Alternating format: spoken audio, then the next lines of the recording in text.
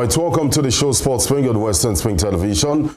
It's the last installment for the week, and of course, it promises to be another exciting one. On the show this morning, we'll be giving you stories making headlines in the ever-busy world of sport. We also understand that in the world of tennis, Caroline Wozniacki will be returning for the Wimbledon. And I am NENGI ADEMOLA. Thanks for joining us on the Friday edition of Sports Spring on Western Spring Television. As usual, a whole lot to dish out to you this morning. Now, when you talk about the English Premier League, we do understand that these are busy times in Stamford Bridge as they are looking forward to, try and trim down their bloated first squad in order to be able to qualify, or should I say be balancing up teams at this point in time as due to the financial fair play rule. Now, aside from that, in the world of basketball, if at the end of the day James Harden is traded away from Philadelphia 76ers, he will be starting his 2023 and 2024 season in his fourth NBA club. We'll see how things pans out to be.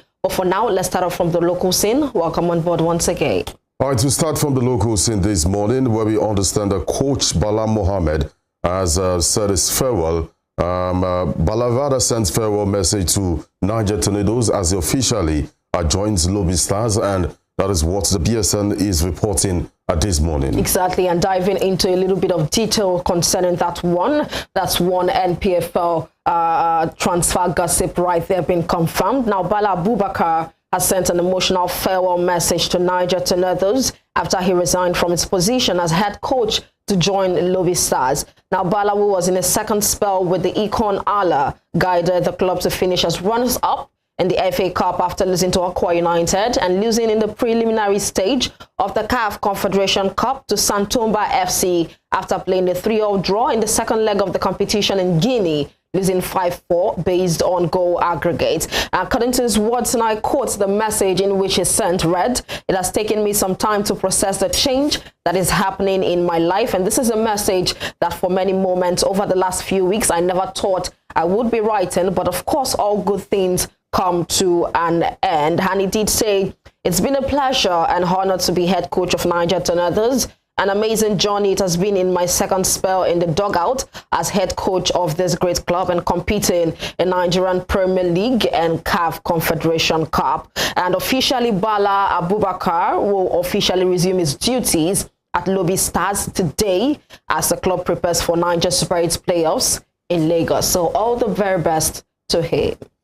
We wish him all the best. Talking about Abubakar. But let's move to the second story and look at what is happening. It's about the Super 8 draws that will be taking place very soon. And I just made mention of that because Coach Bala is definitely moving to Lobby Stars and they will be participating in the Niger Super 8. Now let's delve into more details concerning the Niger Super 8, the draws and who the wild cards are as it concerns the Niger Super 8 playoff. Now, former Nigerian Professional Football League champions Aqua United and Sporting FC of Lagos on Thursday were picked as the two clubs nominated to compete in the preseason tournament in Lagos. Six teams qualified through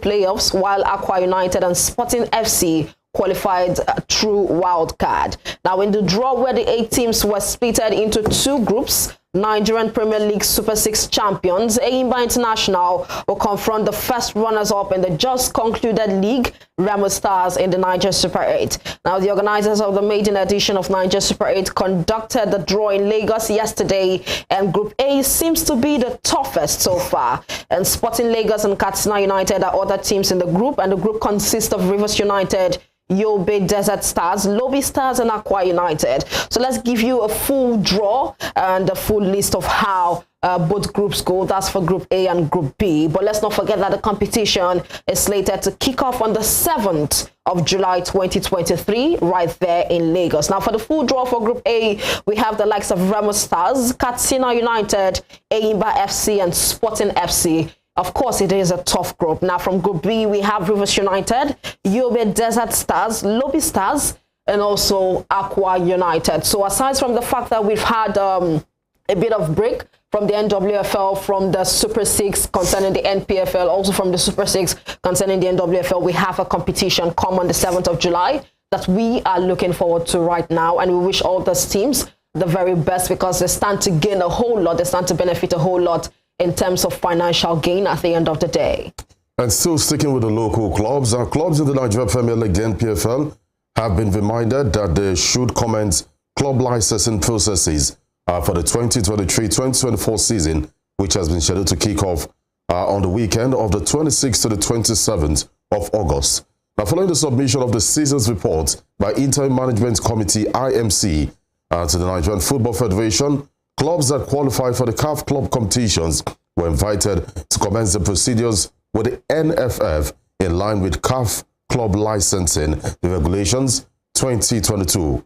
The league organizers in advising all participant clubs to take advantage of early completion of the process warned that only clubs that have been licensed will be registered for the new season. A memo by the LMC head of operations, Davison Owumi, informed the clubs to contact the NFF license managers, Mr. Nasiru Jibril and Queen Otarakpo, for further information on the club licensing procedure.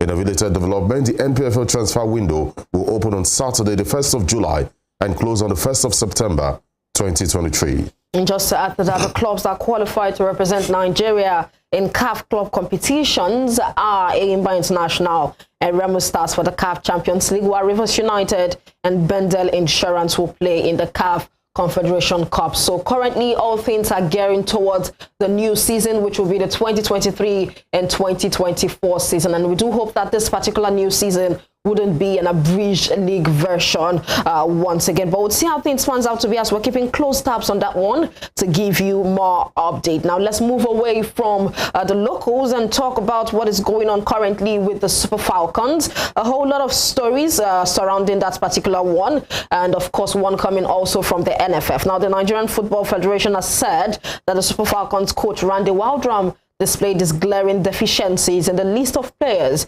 invited to participate in the 2023 FIFA Women's World Cup. And this is according to the BSN Sports. Now, the American tactician had in an outburst in the media stated that the Federation imposed a home-based goalkeeper on him, which he refused. Now, the NFF revealed that the American tactician made some errors in the final list of players invited for the World Cup. They, however, advised him to concentrate on the task ahead. And according to the words, and I quote, we have to first ask when the European season ended. The man wanted a 2-week campaign for only home-based professionals, whom he already gave very little consideration in his provisional list. Now, like 2 weeks ago, he released his final list of 23, meaning there was absolutely no need for any campaign for home-based again, except to simply waste resources. And so far, so good on the issue of home-based goalkeeper. It was revealed that Waldrum never invited home-based goalkeepers for grooming during the FIFA window for international friendly games. And finally, Randy Waldrum definitely has come out to react to that and also respond to that. And he gave reasons why he rejected the players that NFF imposed to him, according to him. Now, Super Falcons coach Randy Waldrum has said he rejected the players Nigerian Football Federation imposed on him because he never knew the home-based goalkeeper.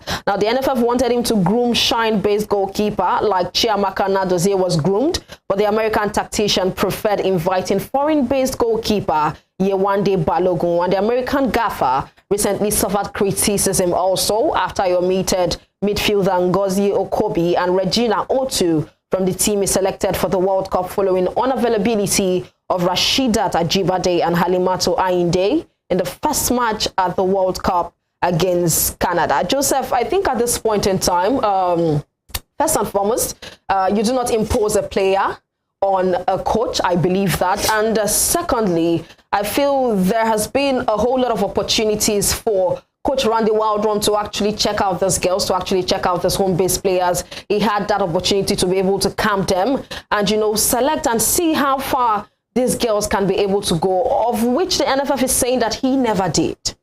Well, he's the chief coach, and as we say all the time, if he fails, I will definitely call for his head. The essence of having a league is to discover talents, not necessarily to represent the national team, but of course, for a country as big as Nigeria, discover talents that, you know, can go on to represent the national team. Exactly. And, you know, make good gains for themselves. And over the years, there's been these allegations, strong ones, that members of the NFF always try to impose players on our coaches. And that is what the American tactician isn't taking at the moment. Do not forget that he asked for 2 weeks training camp for only local-based players. And insiders are telling us that the 2 weeks was for him to watch these guys closely and see if they what rather been on that list and make it to the World Cup. But then because they were allegedly trying to impose players on him, they frustrated that effort. And when the final list came out, he chose to drop all the home-based players because he cannot take players he hasn't seen play, he hasn't seen do the job rightly and make it to the World Cup, because he will pay the price at the end of the day if he fails. Absolutely. So I do not really like to blame coaches sometimes when they drop players, go to the competition, fail, and we'll gather here and call for your head. And the truth is, I think at a point in time, in the early part of this week, I saw a poll concerning Nigerians, people that has followed the Super Falcons closely, getting a poll on what's his name now, Jose Peseiro, and I think most of the poll voted Jose Peseiro out, and I think that same poll might be taken in terms of Randy Wildrum so far. But we'll follow that one closely and see how things pans out to be at the end of the day. But all we do pray and hope for is a better performance for the girls come on the 21st of July when they will take on their very first opponent in the group they belong to in the Women's World Cup. We're looking towards that. And aside from that, Joseph, yesterday there was news flying all around talking about Nigeria's dominance in Africa dropping a bit in the FIFA rankings. Well, Nigeria's moved up a place in the latest FIFA men's rankings for June. The Super Eagles were ranked 40th in the world.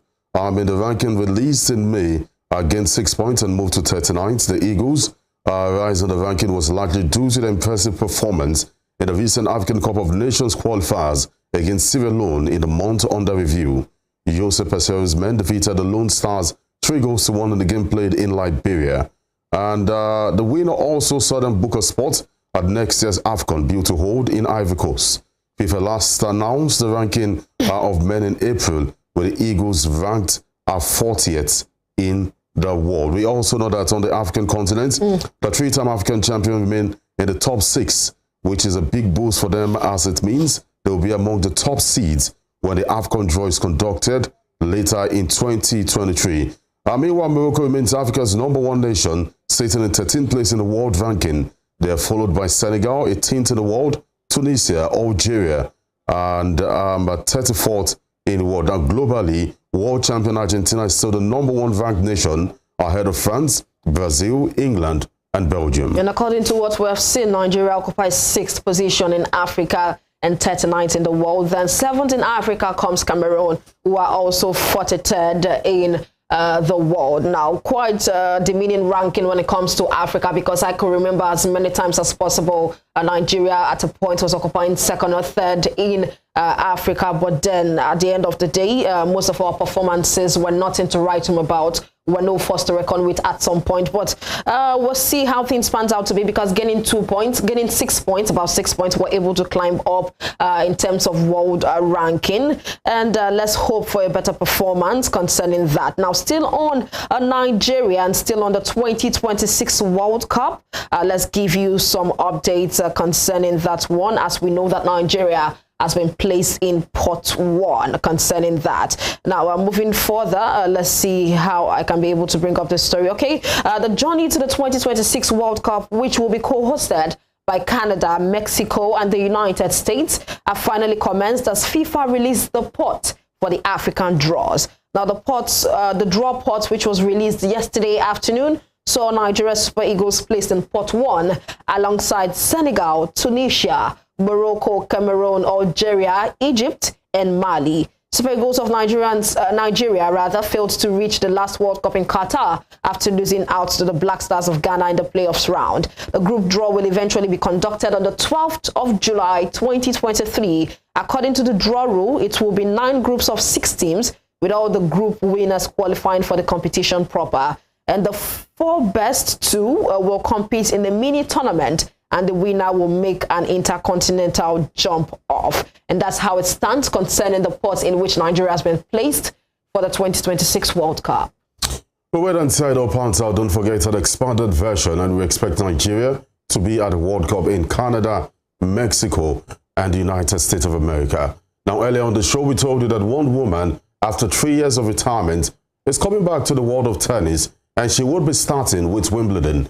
Her name is Caroline Wozniacki. We'll be back.